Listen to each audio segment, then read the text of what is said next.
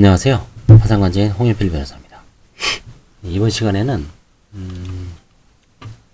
처음 제가 목격한 사건이 있어서 좀 특이한 점이 있어서 한번 여러분들한테 소개해 드릴까 합니다. 특이한 사건은 아니지만 처음 관찰한 사건입니다.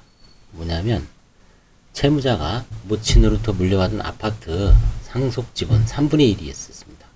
그 평가액이 3억 7천 정도 됩니다.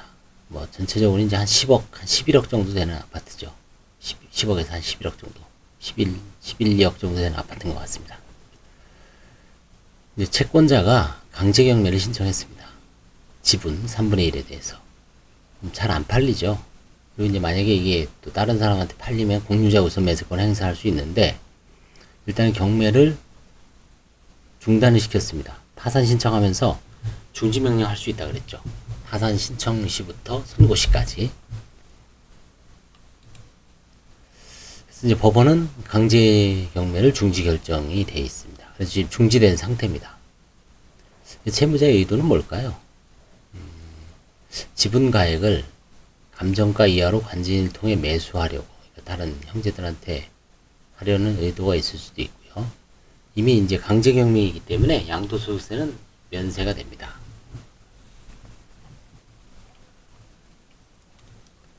즉 채무자는 아마 그 3분의 1을 다른 사람이 사서 가족 내에 어떤 또 분란이 일으킬까봐 일단은 변호사를 통해서 중단을 시키고 중지명령을 받아서 강제 그 집행법원에 중지결정을 내고 일단 중단된 상태입니다. 뭐 무효가 된 건 아닙니다. 취소가 된 거나 뭐 기각된 건 아닙니다. 일단 스톱된 상태입니다. 그럼 이제 관제인은 어떤 조치를 할 수 있냐? 일단 중지시킨, 왜 그렇게 중지했습니까?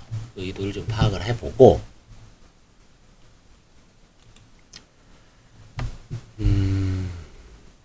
평가액, 뭐 지금 시가가 얼마인지 모르지만, 뭐 3억 7천 정도 되는 것 같아요. 더 오를 수도 있죠, 또. 이제 3억 7천 선에서 공유지분권자, 이제 형제들이죠. 매수할 의향이 있으면 그 가액으로 좀 매도하는 거죠. 관제인이. 그리고 이제 경매는 취소하면 경매는 기각됩니다. 그때는.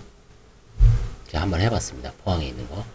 그리고 그 경매 비용은 채권자에 대한 재단 채권으로 우선 변제해 줘야 됩니다. 아, 그때 그거를 제가 워낙 이런 걸 가끔 하다 보니까 순간적으로 책에 재단 채권이라고 되어 있는데 뭐 대충 그냥 감으로 그냥 깜빡하고 무시하고 배당을 했더니 결국은 이제 그 대부 회사에서 전화가 오죠. 아니 당신 뭐 하는 거냐. 이게 다 예전에 다른 관제인들은 저 재단 채권으로 우선 변제해 주는데, 그래서 찾아봤더니 진짜 재단 채권이다. 그래서 배당 딱 중단하고 돈 주기 바로 직전에 스톱 하고 일단 비용 경매 비용이 한 200 몇만 원 나왔을 거예요. 취하를 해서 200 몇만 원 아니고 한 100 몇만 원. 일부 돌려줬죠. 취하하니까. 근데 그 못 돌려받은 돈, 예를 들어서 200을 경매 비용을 예납을 했는데 뭐 70배니 못 돌려받았다. 그러면 130을 좀 재단 채권으로 인정해 달라는 거죠. 재단 채권으로 해줘야 됩니다.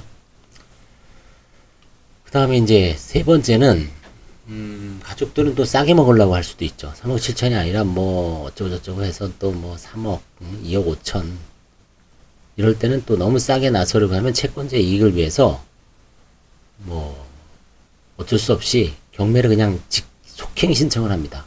경매를 진행해 주십시오라고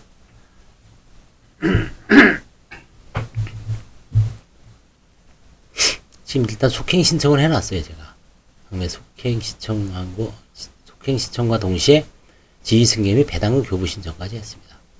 강제 경매를 속행 신청하면 굳이 뭐 동시에 지휘승계 및 배당금 교부 신청을 안 하더라도 이번에 책을 보니까 그냥 속행 채권자인 관제인에게 지급해야 된다라고 책에 명확하게 나와 있습니다. 근데 통상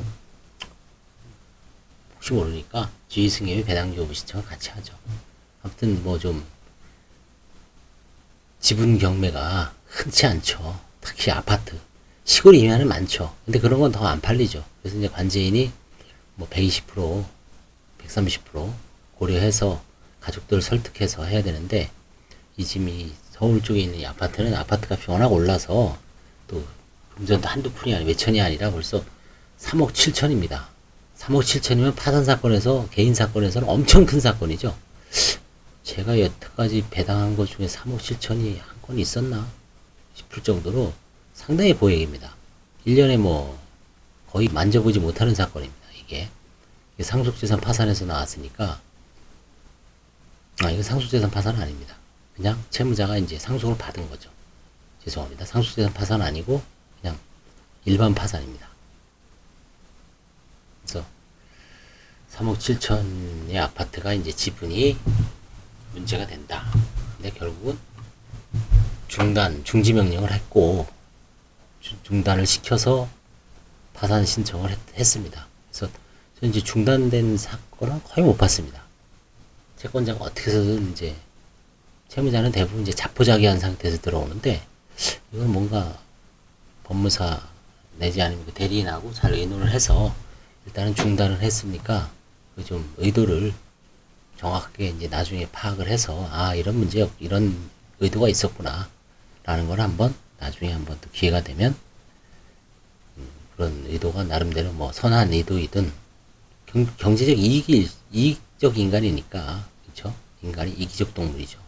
조금이라도 어떤 이익을 경제적 이익을 뭐 그거는 이제 이기심은 어쩔 수가 없죠. 예. 이런 사건이 있었다는 걸 소개해 드립니다. 감사합니다.